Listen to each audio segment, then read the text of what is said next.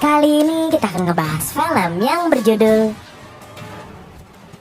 Oke, sebelum kita ke alur ceritanya bro bre, jangan lupa tombol merahnya itu dirubah menjadi warna abu-abu dulu ya bro bre. Thank you bro bre, terima kasih banyak ya. Jadi gini ceritanya.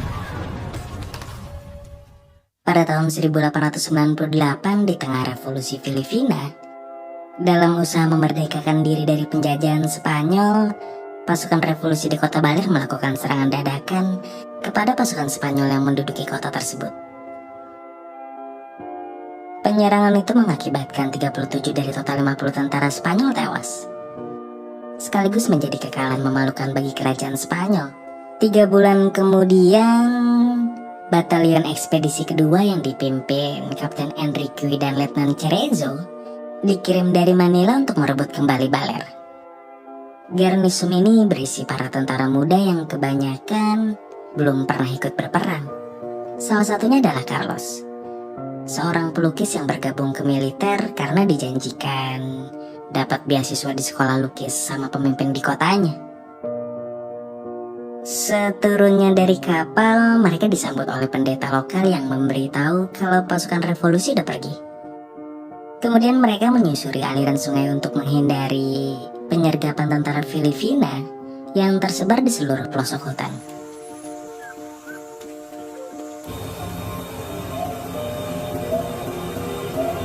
Sesampainya di desa, mereka disambut dengan tatapan sinis dari warga sekitar. Saat itulah Sersan Costa keluar dari gereja, di mana dia ini adalah salah satu penyintas dari penyerangan di awal film. Seharusnya dia ini udah dipindahkan ke Manila, tapi memilih tetap tinggal karena ingin bertugas sampai akhir. Dia sampai menunjukkan bekas luka di kepala dan dadanya. Hal pertama yang dilakukan Letnan adalah memerintahkan penurunan bendera pasukan revolusi dan menggantinya dengan bendera Spanyol. Saat itulah seorang wanita bernama Teresa menyapa mereka, di mana dia ini seorang pelacur sekaligus mata-matanya pasukan revolusi. Dalam pengarahan yang diberikan sama kapten, pasukan revolusi disebut sangat berbahaya karena udah bersekutu sama alam dan cuaca di pulau ini. Hari itu para prajurit sedang melakukan latihan menembak. Melihat kemampuan pasukannya, kapten jadi pesimis sama misi ini. Dia pun menyuruh Letnan untuk melatih mereka lebih keras.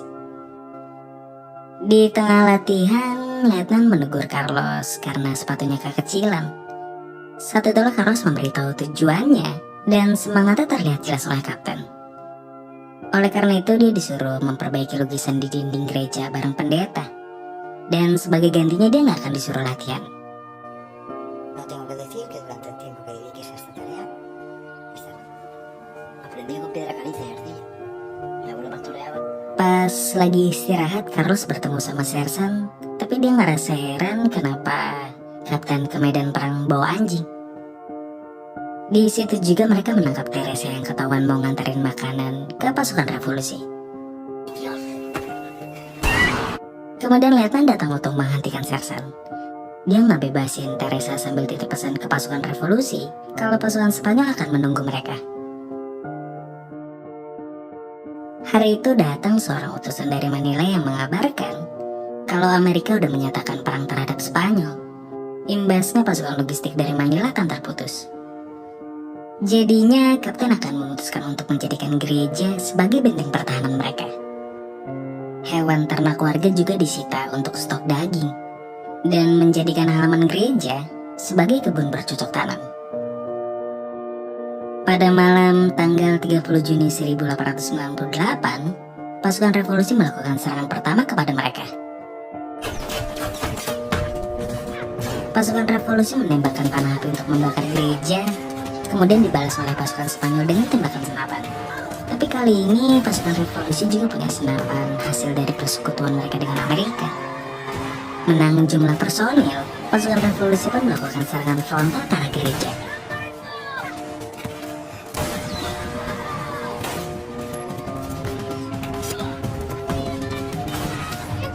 Karena semakin terdesak, kapten menyuruh pasukannya untuk mundur. Mereka menutup pintu masuk dan melawan dari dalam gereja. Paginya, perwakilan revolusi melakukan dialog dengan Letnan. Permintaan mereka agar pasukan Spanyol menyerah ditolak. Tapi kedua belah pihak sepakat gencatan senjata selama 1 hari untuk mengubur prajurit masing-masing yang meninggal. Dalam pertarungan semalam, pasukan Spanyol kehilangan 2 prajurit, sementara pasukan revolusi kehilangan puluhan prajurit.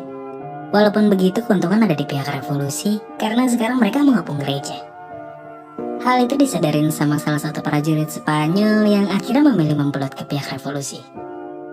Melihat temannya meninggal dan ada yang menyerang membuat Carlos sedikit depresi. Saat itulah pendeta mengenalkannya pada opium, salah satu jenis narkotika. Necesito estar fuerte.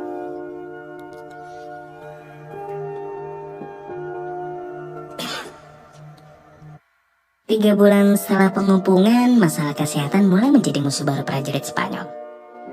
Tapi di tengah situasi ini, Kapten masih aja peduli sama anjingnya. Padahal Sersan pengennya sih anjing itu dikorbankan. Sebenarnya sarannya Sersan gak salah, karena untuk menyembuhkan penyakit yang bernama beri-beri ini harus mengkonsumsi buah-buahan, daging, dan jeroan. Sesuatu yang saat ini mereka nggak punya. Penyakit ini disebabkan oleh makanan yang udah basi dan ditandai dengan bengkaknya kaki pasien. Siang itu temannya Carlos yang membelot juga memberitahu kalau Spanyol udah menjual Filipina ke Amerika dan menyuruh mereka untuk menyerah.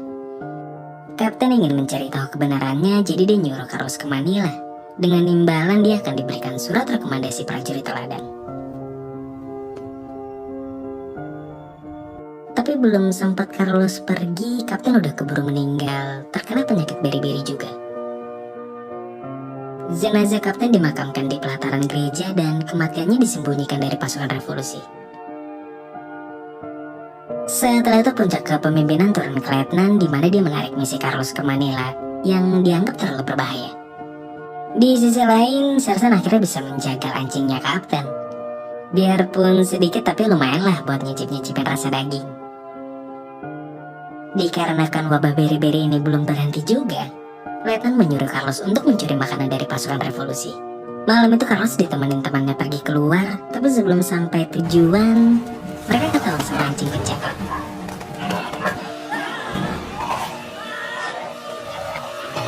Untungnya temannya setia kawan, jadinya mereka bisa kembali tanpa tertangkap. Semakin hari tambah banyak aja prajurit yang mati karena sakit. Mereka sampai harus dikubur di dalam gereja karena di luar udah penuh.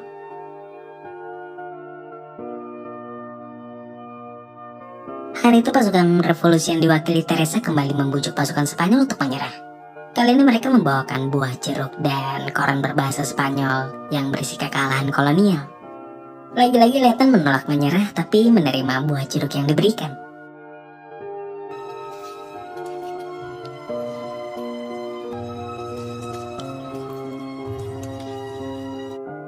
Di tanggal 31 Desember 1898, pasukan revolusi juga kembali mengajak pasukan Spanyol untuk menyerah dan merayakan tahun baru bersama-sama. Untuk menjaga mental pasukannya, Letnan menyuruh pendeta membuka botol anggur. Saat itu diketahui kalau pendeta lagi sakit. Tanpa memberitahu penyakitnya, dia nasihatin Carlos agar bertahan dari rasa candu kalau nanti opiumnya habis.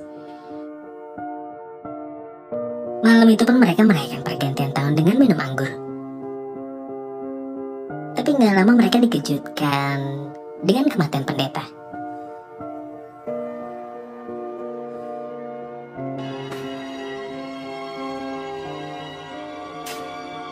Hari-hari pun berlalu, Carlos akhirnya kehabisan opium.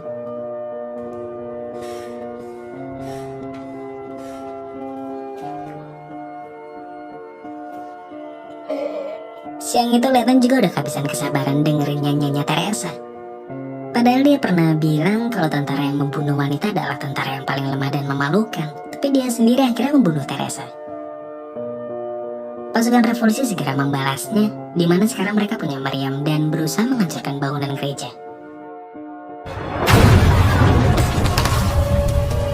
Pasukan Spanyol terlihat nggak bisa memberikan perlawanan dan memilih berdoa dari dalam gereja. Tapi karena nggak bisa terus bertahan, malam itu pasukan Spanyol melakukan serangan dadakan untuk menghancurkan meriam. Di sanalah kondisi Carlos diperhatikan oleh Sersan kayak kurang fokus dan banyak ngelamun. Bahkan dan hampir menggagalkan misi pas melepaskan seorang bocah. Untungnya mereka bisa bergerak cepat dan akhirnya mereka berhasil menghancurkan meriamnya. Tapi pas mau balik, Carlos malah kumat dan nekat nyuri makanan dulu. Kebrutalan Carlos bertambah dengan membakari rumah-rumah. Kemudian Carlos terbangun di pusat medis dan disepakati bahwa dia harus direhabilitasi di ruang bawah tanah. Lo peor va a ser la ansiedad. Procura tener ocupada la cabeza. Terlihat dia berjuang keras melawan rasa kecanduannya, melakukan apa aja agar pikirannya bisa teralihkan.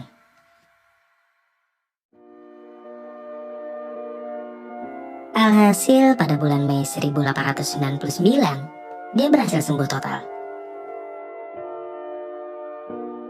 Hari itu datang seorang kolonel angkatan darat Spanyol yang memerintahkan pasukan untuk menyerah. Tapi karena seragam yang digunakan model lama, Letnan pun gak percaya dan menolak perintahnya. Kolonel yang kesal sama sikap keras kepalanya Letnan pun memberikan surat perintahnya dan salinan koran Spanyol yang berisi penyerahan kolonial kepada Amerika. Setelah itu para perwira menjadi terpecah di mana dokter merasa kolonel itu beneran utusan kerajaan. Sementara Letnan dan Sersan berpikir sebaliknya. Di sisi lain pasukan revolusi udah kehilangan kesabaran. Temannya Carlos sampai nangis melihat kebodohan mereka.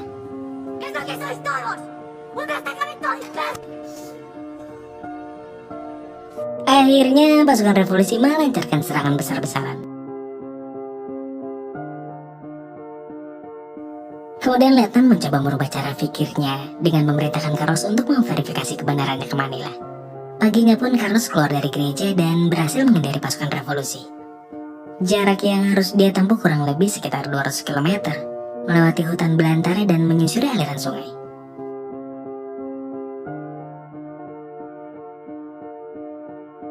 Tapi belum ada seperempat jalan, dia udah ketangkap duluan sama pasukan revolusi. Dia dibawa menuju bukit dan sangat terkejut melihat mayat tentara Amerika.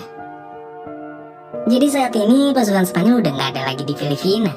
Mereka dikalahin sama Amerika. Tapi ternyata Amerika juga mau menjajah Filipina. Makanya pasukan revolusi memerangi mereka. Karena itu juga komandan gak mau menahan Carlos. Temannya juga meyakinkan kalau yang dibilang komandan itu benar dan minta Carlos berpikir secara rasional. Akhirnya Carlos gak jadi ke Manila dan balik lagi ke gereja. Dia coba meyakinkan Letnan dan Sersan kalau apa yang selama ini dibilang pasukan revolusi itu benar. Tapi mereka berdua tetap kekeh gak percaya. Malam itu pun Carlos memutuskan akan menyerah dan mengajak dua orang teman dekatnya. Tapi begitu mereka keluar dari gereja,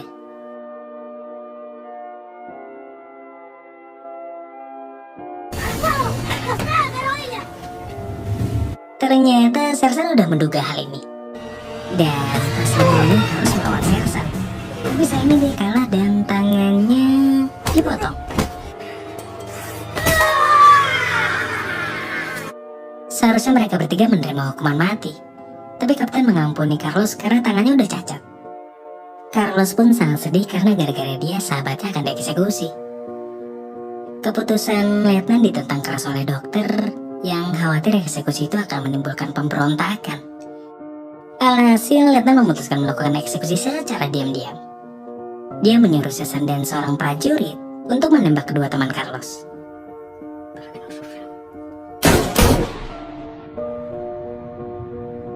Beberapa hari kemudian, pasukan revolusi menyerang mereka lagi. Kali ini mereka benar-benar dibuat kalang kabut dengan banyaknya prajurit yang terluka. Letnan hanya bisa terdiam melihat prajurit yang terbaring sakit. Dia membuka koran yang selama ini selalu dia tolak kebenarannya dan ternyata di situ ada berita teman lamanya yang kebenarannya cuma dia yang tahu. Akhirnya dia memberitahu Carlos kalau mereka akan menyerah. Tentu aja Carlos murka karena teman-temannya udah keburu mati. Pada tanggal 2 Juni 1899, pasukan Spanyol akhirnya menyerah. Letnan memberikan surat penyerahan kepada komandan pasukan revolusi yang menerima surat dari Letnan agar gak menawan mereka dan pasukan Spanyol dibolehkan membawa senjata masing-masing.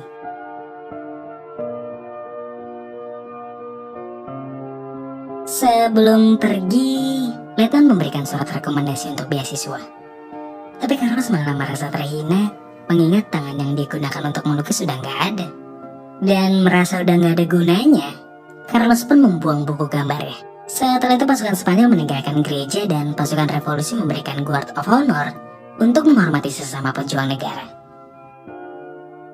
Temannya Carlos juga mengucapkan selamat tinggal, tapi dia nggak bisa ikut pulang setelah memilih jadi pengkhianat, sekaligus menandai berakhirnya pendudukan Spanyol di Filipina.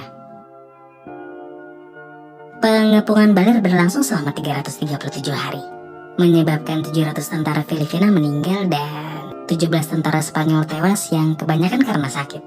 Sedangkan tentara Spanyol yang berhasil pulang dikenal sebagai Los Últimos de Filipinas, atau yang terakhir dari Filipina. Dan film pun selesai. Gimana menurut kalian tentang film ini, bro bre?